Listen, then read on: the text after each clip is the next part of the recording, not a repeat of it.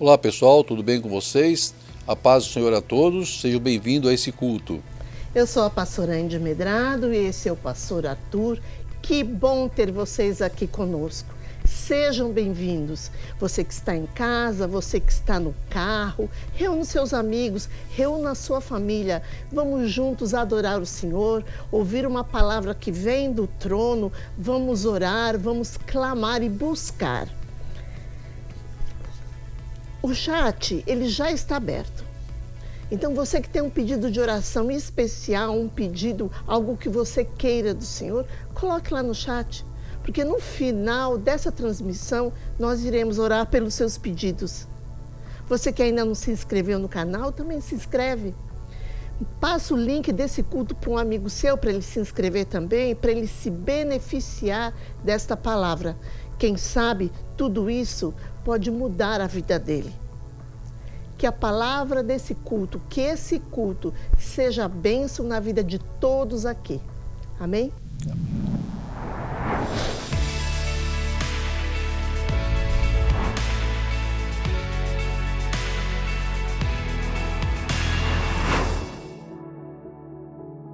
Vamos agora entrar num momento muito importante do culto, que é o momento de louvor e adoração. Você que entrou agora na transmissão, seja bem-vindo. Vamos juntos entregar um louvor para o Senhor de todo o nosso coração. Vamos entregar o nosso melhor. Vamos entregar um louvor para Ele, que é o único digno de toda honra e toda glória.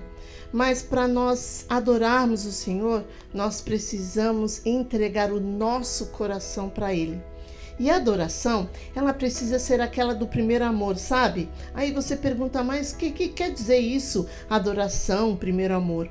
O apóstolo João, ele escreveu essa expressão em uma de suas cartas para as igrejas, e nesse caso foi a igreja de Éfeso, que está aqui em Apocalipse 2:4. Tenho, porém, contra ti, que deixaste o teu primeiro amor. Versículo 5. Lembra-te, pois, de onde caíste, e arrepende-te, e pratica as primeiras obras. Quando não, brevemente a ti virei, e tirarei do seu lugar o teu castiçal, se não te arrependeres. O pastor da igreja de Éfeso estava fazendo tudo certinho, mas ele estava fazendo sem o amor de Cristo. E aqui o Senhor o repreende. Nós precisamos primeiro amar a Cristo, e esse amor deve despertar em nós um desejo de viver por Ele, e o desejo de amar ao próximo e realizar a obra de Deus também. O amor que temos por Ele precisa nos inspirar a fazer a sua obra e não ao contrário. Não podemos abandonar o nosso primeiro amor ao longo da nossa caminhada, porque é o amor que nós sentimos pelo Senhor que vai manter viva a nossa comunhão com Ele. Vamos louvar o Senhor.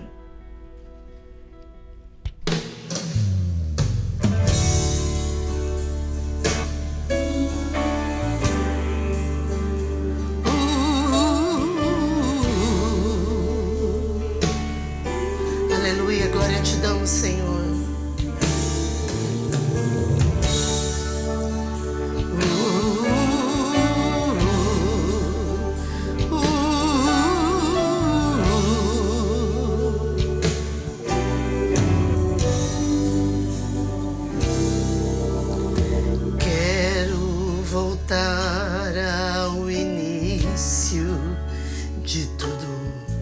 Encontrar-me contigo, Senhor.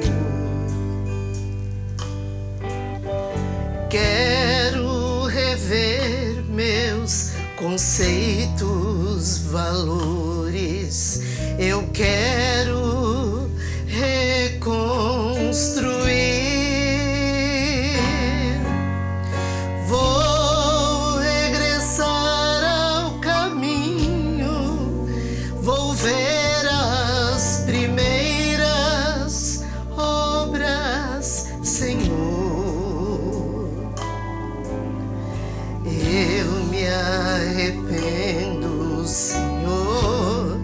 Me arrependo, Senhor.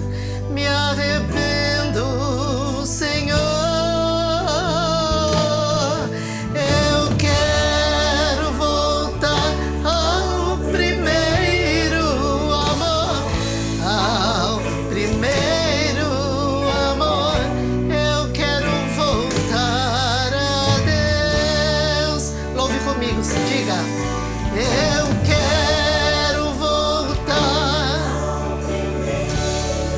Declare para Ele: ao primeiro amor, eu quero voltar a Deus. Aleluia, glória te damos, Senhor, essa noite. Nos transforma, Senhor Jesus. Do comecinho, vamos lá. Quero voltar ao início de tudo, encontrar-me contigo, Senhor. Aleluia. Quero rever meus conceitos, valores. Eu quero reconstruir.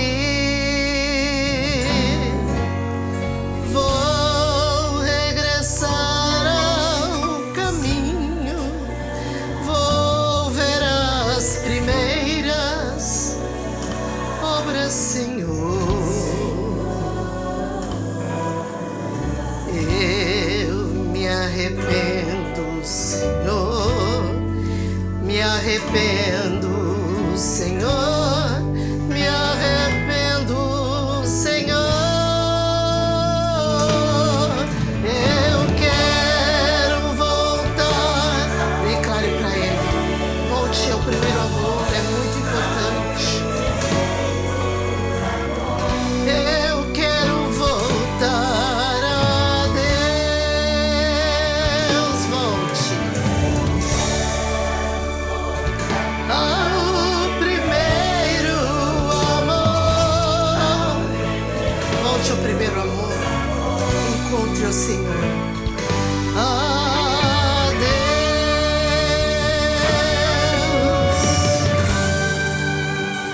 Volte a sentir o mesmo amor que você sentia por Ele no começo da sua conversão. Aquela busca, aquela vontade de buscar o Senhor, de ter experiência com Ele, de ser transformado por Ele. Aleluia.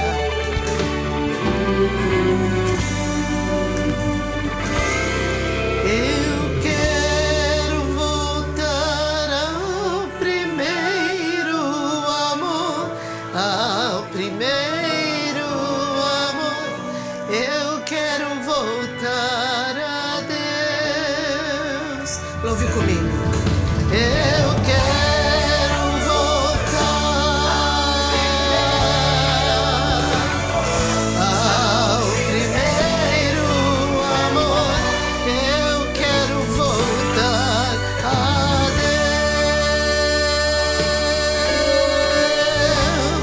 Deus. Aleluia. Glória te damos, Senhor. Obrigada por esse momento de comunhão contigo, Senhor Jesus. Aleluia.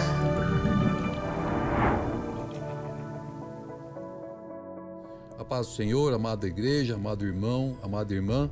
É uma alegria estarmos aqui novamente para ouvirmos uma palavra da parte do Senhor. Eu quero fazer uma pequena introdução antes de entrarmos na palavra e contar uma pequena história. Quando eu era muito jovem, eu sempre fui uma pessoa muito tímida, muito retraída. Eu vim de uma família muito pobre, mas muito pobre mesmo. Nós morávamos num quintal que havia várias outras famílias juntos. Era um quintal, tipo uma vila, com várias famílias, todas elas muito simples. Casas de quarto, cozinha e banheiro. Nem sala tínhamos. E meu pai, na época, ele era metalúrgico. Ele tinha somente o curso primário, ele foi metalúrgico praticamente a sua vida toda. A minha mãe era do lar. Nós éramos em 4 irmãos, na verdade éramos para ser 5 irmãos, mas eu tive uma irmã que com 9 meses faleceu devido a uma enfermidade, na época a meningite. E algumas cenas da minha infância eu guardo na minha memória de uma forma muito clara. Uma delas é a própria cena da morte da minha irmã. Eu lembro perfeitamente, claramente, em vê-la, né? Eu tinha na época acho que uns 5 anos de idade, mas eu via o seu caixão branco sobre a mesa da cozinha da nossa casa. e eu era muito pequeno e eu não conseguia não tinha altura para enxergar o caixão por cima. O caixão dela estava lacrado em virtude da enfermidade, que era meningite, e só tinha um vidro que mostrava o rosto. Então a minha mãe me pegou pelo colo, no colo, e me inclinou e me mostrou o rosto dela, né, no vidro. Essa cena marcou, eu nunca me esqueci dela, ficou marcada na minha vida. Uma outra ocasião, também quando eu era criança, o meu pai, antes de ser metalúrgico, ele trabalhava com o meu avô, que tinha um armazém. O armazém na época era tipo um mini mercado, tinha de tudo um pouco. Ele tinha aqueles sacos de grãos, né? A pessoa pegava lá feijão, arroz, pesava, pagava. Então era um armazém que tinha tudo. E tinha a parte das bebidas, que era o forte do meu pai, por sinal, né? E ele cuidava dessa parte das bebidas. E eu me via chegando por trás do balcão, perto dele, também pequeno, tanto que eu consigo me ver com os meus olhos praticamente batiam na altura da pia do balcão, e falava para ele que queria groselha. E ele pegava então aqueles copos, né, de bar, enchia o copo com aquela água da torneira, porque filtro naquela época, esquece, não existia, e colocava a groselha no copo e me dava, e eu bebia a groselha que eu gostava tanto. É interessante como nós temos essa capacidade de memorizar e de guardar momentos de nossa vida e que nos ajuda no nosso crescimento. Alguns momentos bons, outros ruins, mas eles marcam profundamente nossa história. Mas existe um em específico que esse eu considero ser o mais importante, que aconteceu em 1977 e eu jamais me esqueci. Na época, eu tinha 17 anos e eu fui convidado por uma garota, uma amiga de sala, a conhecer a sua igreja. Ela frequentava uma igreja, né, que era presbiteriana de Santo Amaro. Eu desconhecia, inclusive, essa denominação, né? Minha família era adepta do espiritismo, da macumbaria, então eu venho de uma linhagem totalmente diferente, né, do cristão. E todos os sábados havia um encontro de jovens nessa igreja, à tarde, e como eu estava interessado nela, eu aceitei o convite para conhecer a igreja. A igreja, na época, estava com uma parte do prédio inacabado devido a obras, faltava terminar muita coisa, o chão era de piso de concreto rústico, mas no salão secundário que era feito, né, o encontro dos jovens no final da tarde. E em uma determinada visita, o preletor que estava lá ministrando a palavra, ele estava ministrando sobre Jeremias 33:3, que diz: clama-me e responder-te-ei, e anunciar-te-ei coisas grandes e ocultas que não sabes. Nem Bíblia eu tinha, e nem se eu tivesse eu saberia manusear. Mas durante a ministração daquele preletor, algo diferente começou a acontecer. A palavra que ele estava ministrando parecia se mover dentro de mim. Ela tinha vida. Começou a invadir meu coração de uma forma sobrenatural. Algo estava acontecendo e eu não sabia explicar o que era. Eu não tinha entendimento. Uma voz ecoava dentro de mim e dizia assim: deixa-me te mostrar o meu amor. Meu coração parecia querer sair pela boca. Eu já não conseguia ver mais nada que estava acontecendo ao meu redor, nada. Não conseguia abrir os olhos. Só ouvia aquela voz falando: clama-me que eu vou te responder. Quero entrar em sua vida e mostrar o meu amor. E a voz do preletor estava bem ao fundo, baixinha, e somente aquela voz forte falava dentro do meu coração. Aí de repente eu ouvi claramente o preletor dizer: se alguém aqui deseja conhecer a Cristo e seu amor, aceitá-lo como seu único Senhor, seu único Salvador, levante uma de suas mãos. Eu estava sentado, com os olhos fechados, cabeça baixa, corpo trêmulo, com um nó na garganta, e desejei levantar a mão. Meu braço pesava. Eu precisei me esforçar e lentamente comecei a levantar a minha mão. E a cada movimento que eu fazia com o braço para cima, que ele subia, eu comecei a sentir o meu corpo, não mais sentir o meu corpo. É como se duas mãos fortes, grandes, pegassem na minha cintura, me levantasse daquela cadeira, eu sentia minhas pernas penduradas e soltas no ar. Naquele momento, eu senti um amor indescritível, inexplicável, maravilhoso. E quando eu abri meus olhos, eu estava sentado com os pés no chão e não conseguia controlar as minhas pernas de tanto que elas tremiam. E as pessoas que ali estavam vinham me abraçar e me parabenizar pela decisão que tomei. Eu estava totalmente confuso e perdido com o que tinha acontecido. Afinal, foi um momento único, maravilhoso, prazeroso e poderoso que aconteceu na minha vida. E logo em seguida eu ganhei uma pequena Bíblia e na sua contracapa estava lá uma dedicação e o versículo da promessa de Deus para a minha vida. Clama-me e te responderei, anunciar-te-ei coisas grandes e ocultas que não sabes. Descobri ali, naquele momento, o significado do primeiro amor. Passei a ter tanta sede de conhecer a Deus e os seus mistérios que eu levava aquela Bíblia para todos os lados e lia ela, mas a maior parte do que eu lia eu não entendia. Mas isso foi um trabalhar de Deus e foi um ensinamento de Deus. E logo em seguida comecei a ter os levantes. E uma noite, algo me agarrou no pescoço e começou a rosnar nos meus ouvidos. E eu só consegui chamar com muito sacrifício o nome de Jesus para ser liberto. Passei então a fugir de tudo que eu entendia ser contra os ensinamentos bíblicos, me afastar disso. Recusei convites para noitadas e as pessoas também começaram a se afastar de mim. E um certo dia eu ouvi alguém falar: será que ele pode ser curado disso? Deixar de ser crente? Olha a visão que tinha naquela época. Achei que as pessoas gostariam de saber e conhecer a minha experiência com Deus. Mas a minha experiência com Deus é minha com Deus, a sua experiência com Deus é sua com Deus. Mas descobri que a grande maioria das pessoas não queria nenhum compromisso com Deus. Nenhum compromisso com Deus. Por fim, comecei a viver loucamente o meu primeiro amor com Cristo. E todas as vezes que eu precisei de socorro, eu dizia em alto e bom tom: clama-me que te responderei. E sempre falei: Senhor, tu me fez uma promessa. Se eu te clamasse, tu me responderia. E toda vez que eu clamei, ele me respondeu. A noiva nunca deixou de vir ao meu socorro, porque quem fez a promessa foi o próprio Cristo. Quem fez a promessa para a sua vida, meu irmão, foi o próprio Cristo. E eu quero te perguntar: você se lembra de seu primeiro amor com Deus?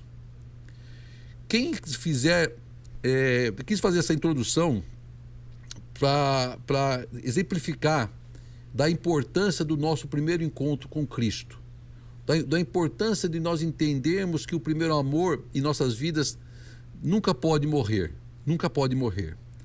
E se nós nos afastarmos de Deus, mais cedo ou mais tarde Ele vai nos derrubar do cavalo e nos vai trazer de volta a fazermos a sua obra, porque nada pode impedir o agir de Deus em nossas vidas. Só que as tentações do mundo, as ofertas que o mundo faz, nos afasta e nos faz esquecer do primeiro amor. Mas Deus nunca se esquece. E para não ficarmos apenas nas minhas palavras, eu quero que você, se for possível, abra sua Bíblia em Apocalipse 2, a partir do versículo 1 ao versículo 7, que trata da primeira carta de Cristo à igreja de Éfeso. E ela diz assim: ao anjo da igreja em Éfeso escreva: estas são as palavras daquele que tem as 7 estrelas em sua mão direita e anda entre os 7 candelabros de ouro. Conheço as suas obras, o seu trabalho árduo e a sua perseverança. Sei que você não pode tolerar homens maus que pôs à prova os que dizem ser apóstolos, mas não são, e descobriu que eles eram impostores. Você tem perseverado e suportado sofrimentos por causa do meu nome e não tem desfalecido. Contra você, porém, tenho isto: você abandonou o seu primeiro amor. Lembre-se de onde caiu. Arrepende-se e pratique as obras que praticava no princípio. Se não se arrepender, virei a você e tirarei o seu candelabro do seu lugar. Mas há uma coisa a seu favor: você odeia as práticas dos nicolaítas, como eu também as odeio. Aquele que tem ouvidos, ouça o que o Espírito diz às igrejas. Ao vencedor darei o direito de comer da árvore da vida, que está no paraíso de Deus. Esta carta de Jesus Cristo para a igreja de Éfeso, que também é para nós, para a minha vida, para a sua, vai nos ensinar muita coisa. Esta carta tem um destinatário certo. Se você olhar com os seus olhos espirituais, verá que o destinatário do envelope desta carta sou eu, é você, somos nós. Seu nome está estampado naquele envelope, no envelope desta carta. Quando Jesus envia esta carta, João estava preso na ilha de Patmos, no mar Egeu, por ordem do imperador Dominiciano, que era conhecido como muito cruel ao extremo. E João foi arrancado da igreja de Éfeso, onde era pastor e onde provavelmente escreveu as suas epístolas, as epístolas de João, e foi levado para essa ilha vulcânica, que era uma espécie de colônia penal. Um prisioneiro em um lugar desses era considerado seu fim. Não havia como sair, não havia como escapar, não havia como fugir. Era seu fim. Então Jesus aparece nessa ilha, abre as portas do céu e revela para João o que viria a acontecer. Então Jesus entrega a João as cartas a serem enviadas às 7 igrejas. E a primeira carta é endereçada à capital da Ásia Menor, exatamente à igreja que João pastoreava, a de Éfeso. Éfeso era uma cidade marcada pela idolatria. Ela hospedava a deusa Diana, cujo templo era uma das 7 maravilhas do mundo antigo. Éfeso era também uma cidade marcada pelo culto ao imperador romano como divindade. Era marcada pelo ocultismo. A igreja de Éfeso nasceu na terceira viagem missionária do apóstolo Paulo, que pregou o evangelho e fez com que o ocultismo entrasse em colapso com a conversão de várias pessoas. Essa era a igreja de Éfeso, que estava vivendo uma segunda geração de crentes, pois os apóstolos, a maior parte dos apóstolos morreram. Só havia João. E nós vamos olhar então com detalhe essa carta, entender a mensagem do noivo da igreja para a sua vida, para a minha vida, para nossas vidas. No primeiro ponto que eu quero destacar nessa carta, que o noivo se apresenta à sua noiva para lhe dar segurança. Olha o que diz Apocalipse 2:1. O anjo da igreja em Éfeso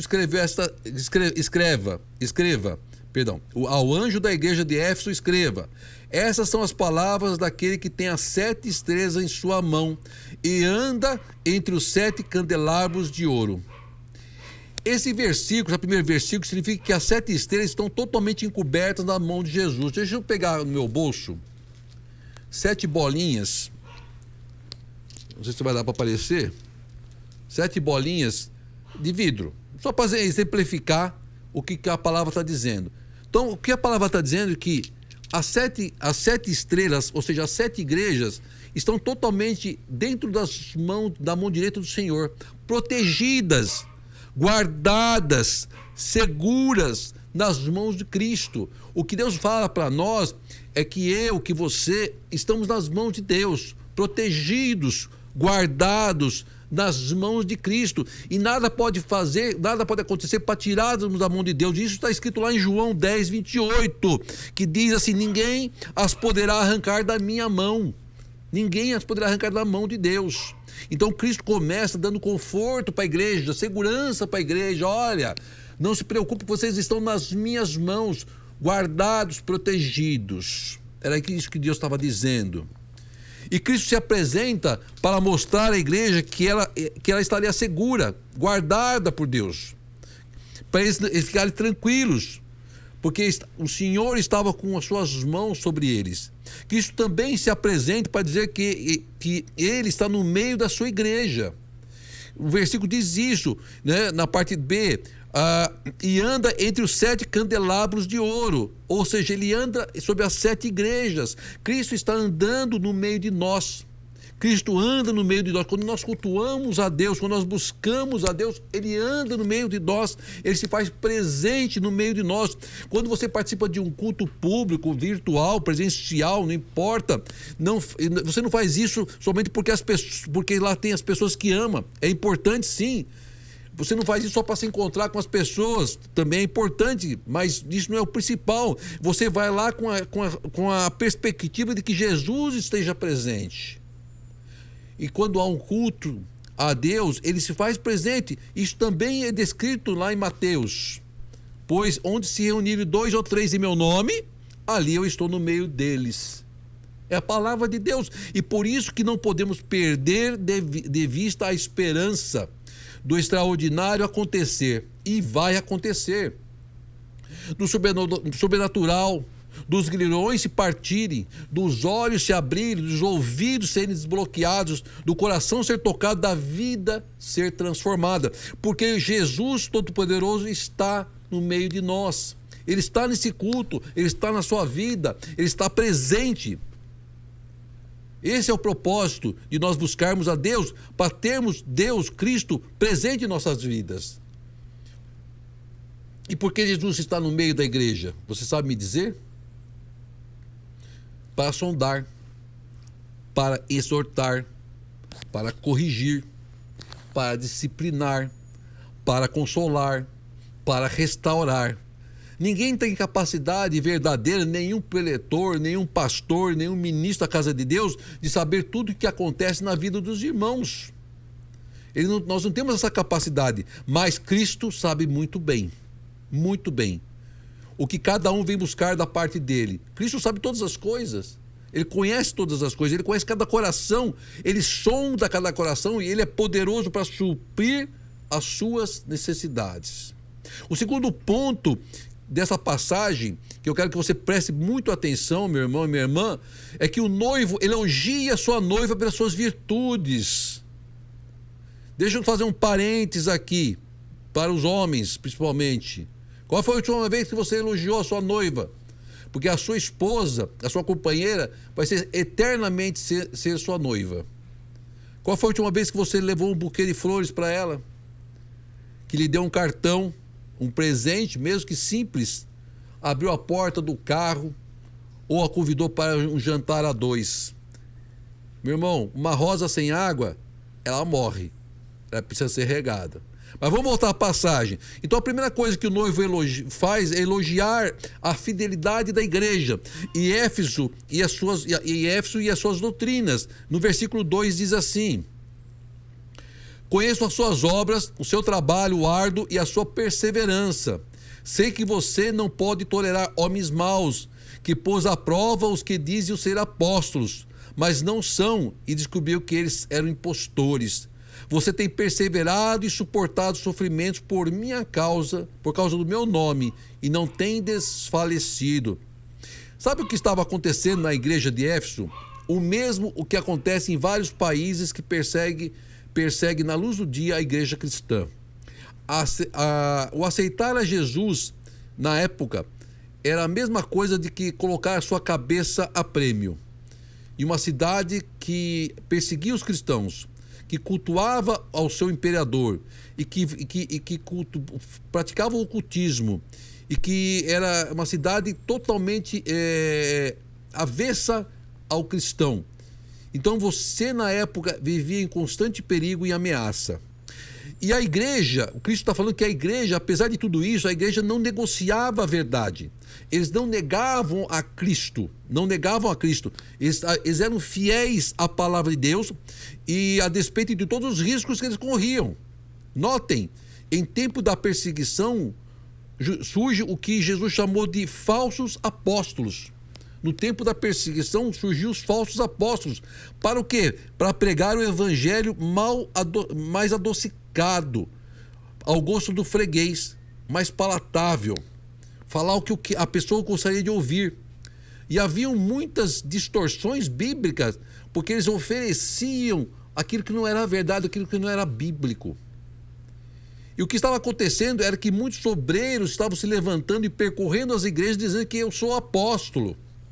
E muitas igrejas acolhiam essas pessoas, esses falsos apóstolos, que não eram apóstolos, que na verdade eram verdadeiros lobos em pele de cordeiro. E que Jesus alertou isso sobre esses acontecimentos lá em Mateus 7,15. Cuidado com os falsos profetas.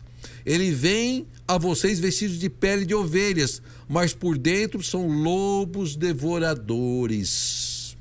Cristo já tinha alertado a igreja. Quando o apóstolo Paulo sai da igreja de Éfeso, está lá em Atos 20, ele alerta a igreja de que ele, Paulo, iria partir, mas que os lobos lutariam para entrar na igreja e devorar o rebanho. E os lobos haviam chegado, mas a igreja de Éfeso se manteve fiel à palavra de Deus, e a noiva elogiou a igreja pela sua fidelidade, pela sua perseverança. Se nós analisarmos, nós vivemos isso no Brasil. Pessoas que se levantam, que se intitulam pastores, apóstolos, bispo, pregam o que lhe vem à cabeça, evadindo-se da Escritura e das sãs doutrinas. E muitas vezes pessoas são acolhidas pelas igrejas, mas a igreja, para agradar a Deus, deve permanecer fiel à Escritura. Mesmo sendo perseguida, mesmo enfrentando dissabores, mesmo enfrentando dificuldades, a igreja não pode negociar a verdade de Deus. Aqueles que proclamavam ser apóstolos eram pessoas que queriam holofotes, que queriam ser estrela, que queriam ser reconhecidas, queriam o bônus do ministério, mas não queriam o ônus do ministério. Assim é fácil, assim é legal, mas não é esse o nosso chamado. No cenário religioso de nossa nação, observo que falta aos cristãos a sensibilidade e a capacidade de avaliar, de examinar o que o pregador diz. Não importa quem seja o pregador, se Pedro ou se Paulo. Você precisa conhecer as Escrituras e saber que se o que está sendo ministrado, sendo pregado, verdadeiramente é a palavra do Senhor. Se ele está realmente sendo usado por Deus para trazer a nós uma mensagem dos céus. Cristo não nos coloca fardo nos ombros. Nunca, nunca. Ele, pelo contrário, ele tira o fardo, ele nos alivia. Examine aquilo que está sendo dito e o que está, se é exatamente o que está na palavra de Deus. Deus tem compromisso com a palavra do pregador. Deus não tem compromisso com a palavra do pregador, Deus tem compromisso com a sua palavra. É com a palavra de Deus que ele tem compromisso. A voz que o homem, né, lança é a palavra que o próprio Deus coloca na sua boca. Então, analise, verifique. Então, Jesus elogia a igreja, porque ela não permite doutrinas estranhas entrarem no seu arraial. Era uma igreja ativa, dinâmica, operante, perseverante à obra de Deus. Aí no versículo 3, Jesus fala: você tem perseverado, você tem suportado sofrimentos por causa do meu nome e não tem desfalecido. Temos observado que o cristão atual não quer prova. O cristão atual não quer saber passar por provas. Ele só quer bênção. O cristianismo está barato, não custa nada. Isso é um grande perigo. Vamos ao terceiro ponto dessa palavra. O noivo repreende a sua noiva pelo esfriamento do seu amor. Olha só que importante. Presta atenção, igreja. Presta bem atenção nessa passagem. No versículo 4, diz assim: contra você, porém, tenho visto, você abandonou o seu primeiro amor. Como é possível você esquecer o primeiro amor? Como é possível, eu te pergunto? Os sintomas desse esquecimento, abandono, são sintomas de um homem doente. Vamos pensar um homem doente. O homem doente tem febre, dores, tosse, cansaço. No caso da igreja, nós podemos descrever assim: quando nos preocupamos mais com a ortodoxia do que com a noiva, com a ideologia, com as regras, com as doutrinas, com os principais pilares, como se fossem os principais pilares da igreja, esquecemos que o principal pilar da igreja é Cristo. Exageros das ideologias cristãs, regras, dogmatismos, transformando o rebanho em escravos na terra do Egito. Não podemos substituir a obra de Deus pelo Deus da obra. A maior responsabilidade que temos é mantermos a chama acesa na vida das ovelhas. Essa é a responsabilidade do pastor, do anjo da igreja. Por isso que Cristo escreve a carta ao anjo da igreja. Levá-los a conhecer intimamente a Cristo, a noiva. E nada substitui o nosso relacionamento com Jesus. Uma esposa e um marido pode nunca ter sido infiel ao seu cônjuge, mas pode nunca ter devotado ao seu cônjuge o seu amor. Esse é o risco. Risco de substituirmos o nosso primeiro amor pelo zelo religioso, extremamente zelosos, dedicados, metódicos, não é nada errado, se tornando uma espécie de fariseu, capaz de morrer pela nossa denominação, nossa doutrina, mas se esquecendo da principal, da noiva do primeiro amor. Morre pela doutrina, mas não morre por Cristo. Sabe onde está o risco? Quando tudo isso começa a substituir nossa alegria, o calor do nosso coração, daquele primeiro amor que eu contei para você, do coração se ferver, pegar fogo, de perdermos o brilho nos nossos olhos, de perdermos o entusiasmo com a relação à pessoa com Jesus. Começa a virar mecânico, automático, piloto automático. Ir para a igreja começa a virar rotina. Participar de culto vira rotina. Cantar louvores vira rotina. Ler a Bíblia vira rotina. Orar vira rotina. Tudo isso vira um piloto automático em nossa vida. E nada disso mexe mais com o nosso interior. Nada disso toca em nossos sentimentos. Nada disso queima no nosso coração. Você vem, você volta, nada muda, nada acontece. Patinamos no mesmo lugar. O amor se esfria. Qual foi a última vez, irmão, minha irmã, que você se sentiu quebrantado na presença de Deus, tocados na presença de Deus, sacudidos pelo Espírito Santo? Qual foi a última vez que isso aconteceu na sua vida? Não estou dizendo de balançar o corpo com um louvor tocando em som alto, guitarra tocando em som alto, bateria tocando em som alto. Isso não é adoração a Deus. Adorar a Deus, você adora com o espírito, com o coração. Nada pode substituir nossa intimidade com Jesus Cristo. Cristo quer que tenhamos prazer em sermos íntimos com Ele, deleitarmos a alma nos braços do Senhor.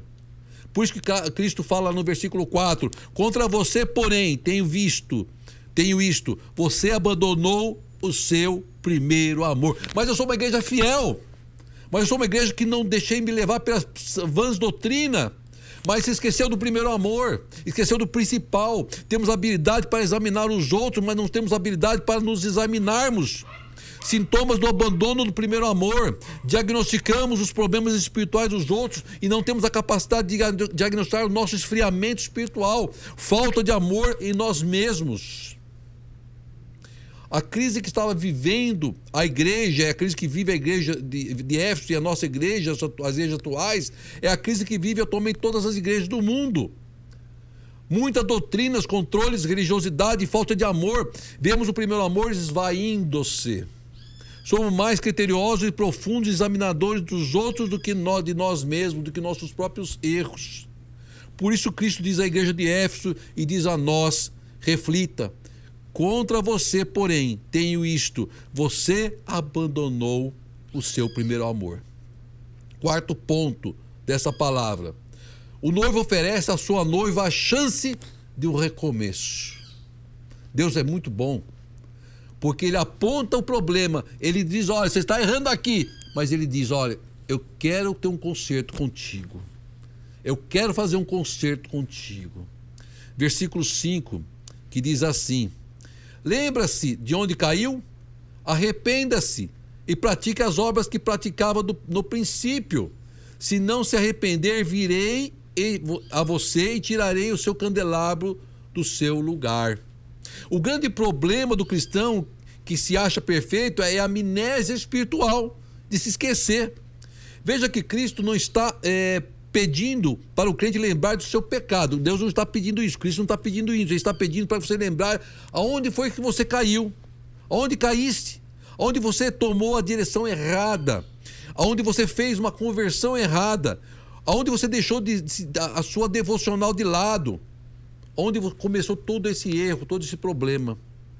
Volta para Cristo, ele está dizendo, volta para lá, volta lá onde você caiu, volta lá onde você saiu da curva, onde você desviou. Vamos fazer um conserto, Deus está dizendo. Lembra da passagem do filho pródigo? Quando o filho deixou o pai e foi para a farra, foi para o mundo, e quando ele se viu numa situação difícil, ele viu sozinho, ele viu que ele errou, ele viu que ele pecou contra o pai. O que ele faz? Ele volta para o começo. Ele volta para o pai, ele volta para o início de tudo. Ele lembra de onde ele caiu e falou: então é lá que eu tenho que voltar, é lá que eu tenho que fazer o conserto. E o que acontece? O pai recebe ele de braços abertos. Deus, Cristo, nos recebe de braços abertos quando a gente quer recomeçar, voltar ao início. Isso tem sido algo que tem atingido principalmente os líderes, que ficam mais focados nos problemas, nas aparências, nos grandes templos, nas cadeiras confortáveis. Eles esquecem do principal: o amor. O amor que só Deus pode nos dar. O amor que só Cristo pode nos dar. O amor que vem do Senhor. Arrepender-se é voltar ao primeiro amor. Volte ao primeiro amor. Volte às práticas do primeiro amor. Prática do primeiro amor. Deixa eu dar alguns exemplos que eu sei que os mais antigos vão se lembrar. Você consegue identificar um tempo em sua vida em que era mais piedoso do que está sendo hoje? Você tinha mais amor pelo próximo do que tem hoje? Você consegue se lembrar de um tempo em que a estrutura musical da igreja era péssima, cheia de ruídos, as pessoas eram desafinadas, mas o céu descia sobre a igreja? Você se lembra quando se ajoelhava e orava e buscava a Deus e a Bíblia parecia viva, parecia brotar fogo dela? Você se lembra quando as mulheres se reuniam para orar e o Espírito Santo se manifestava de uma forma extraordinária sobre a igreja? Você se lembra do tempo em que saímos com folhetos da igreja no bolso e entregávamos às pessoas que eram próximas, às pessoas que nós encontrávamos pelo caminho, falando do amor de Deus? Cristo está dizendo hoje: volta aos melhores tempos, volta ao primeiro amor. Cristo transmite à igreja uma solene advertência: lembra de onde caiu, arrepende-se e pratique as obras que praticava no princípio. Se não se arrepender, virei a você e tirarei o seu candelabro, o candeeiro, do seu lugar. Cristo está alertando. O candelabro, o candeeiro, depende da tradução da Bíblia, é feito para iluminar, para brilhar. Caso contrário, ele é inútil. Candelabro, candeeiro não tem luz própria, ele só reflete a luz. Quem é a luz das nossas vidas, irmãos? Quem é a luz das nossas vidas? É Jesus. Se eu perco intimidade com Jesus, eu perco a luz, eu perco o brilho. Se deixo de brilhar, eu perco a razão de viver como candeeiro. Era o que estava acontecendo com a igreja de Éfeso. E essa igreja não existe mais, hoje é um monte de pedras. Por quê? Jesus não só faz promessa, mas Jesus também exerce o juízo. E o juízo começa pela casa de Deus. Mateus 5, 13, 14 diz assim: vocês são o sal da terra, mas se o sal perder o seu sabor, como restaurá-lo? Não servirá para nada, exceto para ser jogado fora e pisado pelos homens. Vocês são a luz do mundo. Último ponto que eu quero tratar dessa passagem é que há uma promessa da noiva. Versículo 7. Aquele que tem ouvidos ouça o que o Espírito diz às igrejas. Ao vencedor darei o direito de comer da árvore da vida que está no paraíso de Deus. Ao vencedor darei o direito de comer da árvore da vida que está no paraíso de Deus. A árvore da vida é símbolo de vida eterna. Vida eterna é conhecer a Deus. E a vida eterna é esta: que te conheçam a ti só, por único Deus verdadeiro, e a Jesus Cristo, a quem enviaste. João 17, 3. Deus é amor. E temos a promessa de vida eterna e viver eternamente na presença de Deus. Mas hoje Deus está nos chamando para voltarmos ao primeiro amor. Cristo está olhando para nós e dizendo: estou feliz que está suportando as provas. Ou será que Cristo está olhando para nós dizendo: filho, o que aconteceu? Volte ao primeiro amor. Você precisa voltar. Você precisa ter essa reflexão com Cristo. O que Cristo está falando no seu coração? O que Cristo está te falando hoje? Volte ao primeiro amor. Volte às boas obras. Volte à prática das boas obras.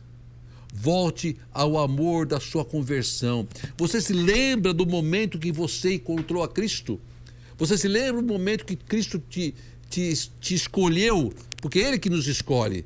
Se você se lembra de onde Ele te tirou, do lamaçal do pecado que Ele tirou, você se lembra das libertações que Deus deu, você se lembra das sepulturas que Deus fechou sobre o seu caminho, você se lembra das promessas de Deus sobre a tua vida.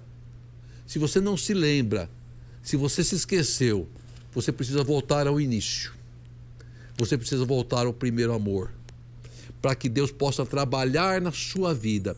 De nada adianta você ser fiel na igreja em dízimos e oferta. De nada adianta você estar todo domingo na igreja. De nada adianta você estar todo domingo participando com os irmãos. Se você, dentro de você, o amor de Cristo está frio, está morno. Se dentro de você não sente mais a presença do Espírito Santo. Só existe o emocionalismo do momento, mas a verdadeira presença do Espírito Santo se esvaiu, se foi. Volta para o recomeço. Não é feio voltar, não é feio reconhecer os seus erros. Tem valor e Deus reconhece quando nós nos arrependemos e desejamos voltar ao primeiro amor. E Deus vai descer sobre você com uma unção especial, uma unção de transformação, uma unção de cura, uma unção de amor que só o Senhor pode nos dar. Ele vai pegar você, como Ele me pegou, pela cintura, vai te levantar, vai te levantar, e você vai sentir com os pés no alto, porque o Espírito Santo vai te invadir de tal forma, que aquilo que você vai sentir, o mundo não pode te oferecer, irmão. O mundo não pode te oferecer, mas Deus pode, e Ele quer fazer isso com você hoje, e Ele vai fazer no nome do Senhor Jesus. Amém.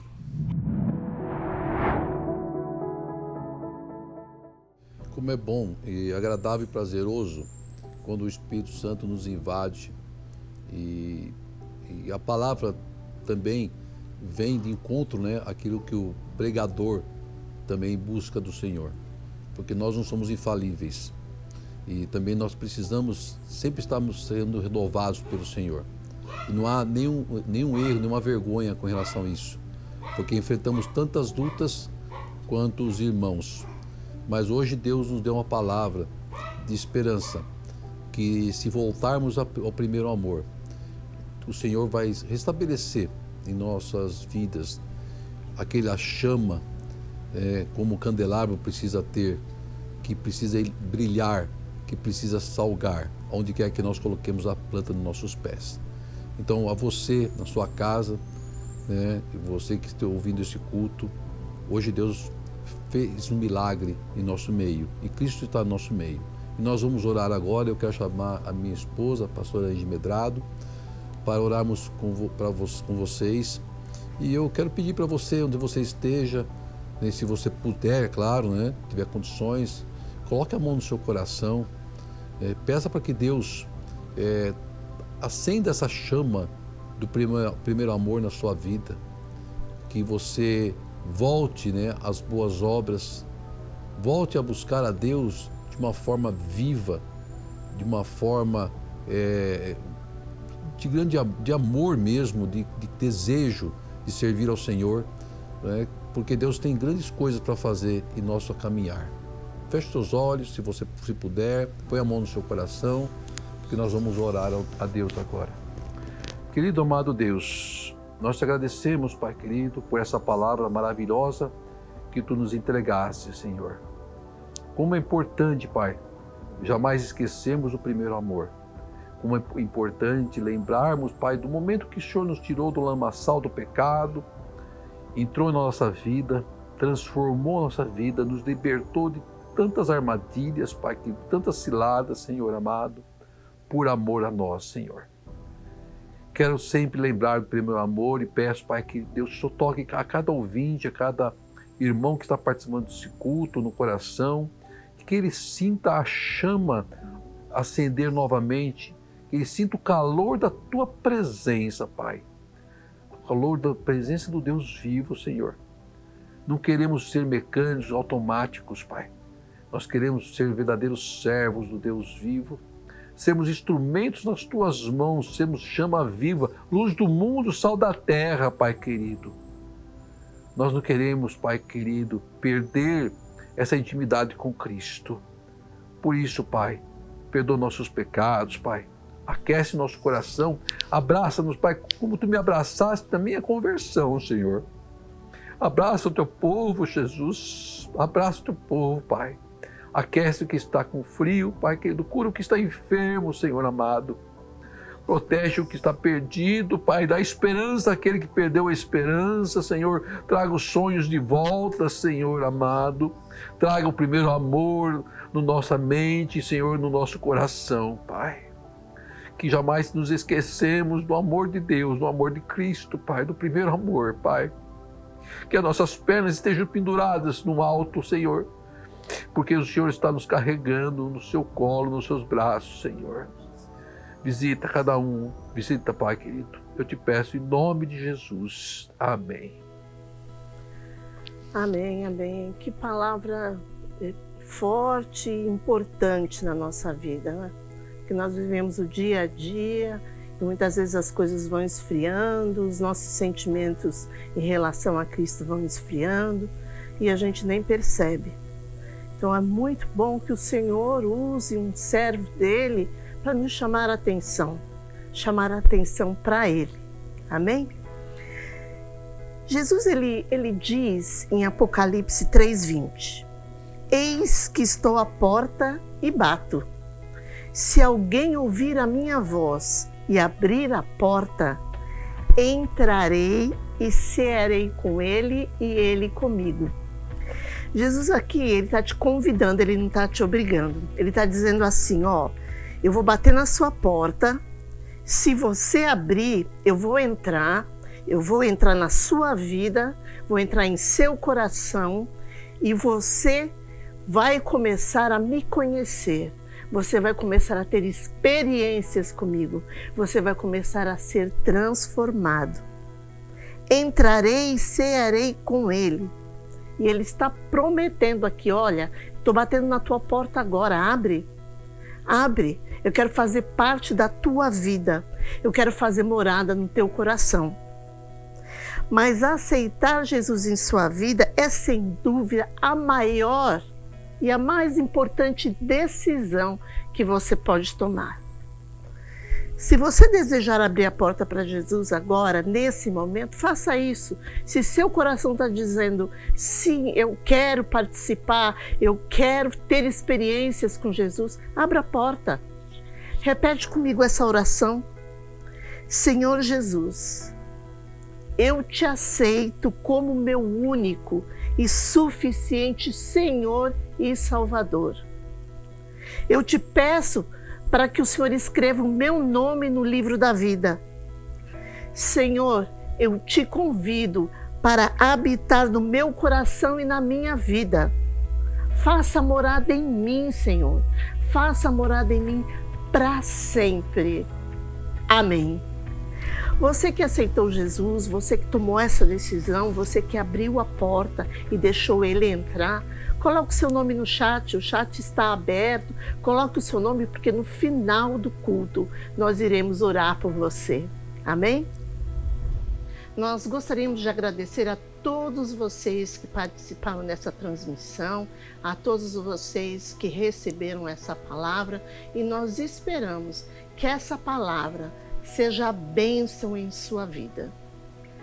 Em Números 6:24 diz: que o Senhor te abençoe e te guarde, que o Senhor faça resplandecer o seu rosto sobre ti e te conceda graça, que o Senhor volte para ti o seu rosto e te dê paz. Amém? Se você ainda não se inscreveu no canal, se inscreva, aproveite, compartilhe esse link com um amigo seu, tá certo? Um grande beijo e até o próximo culto. Amém. Quero rever meus conceitos, valores. Eu quero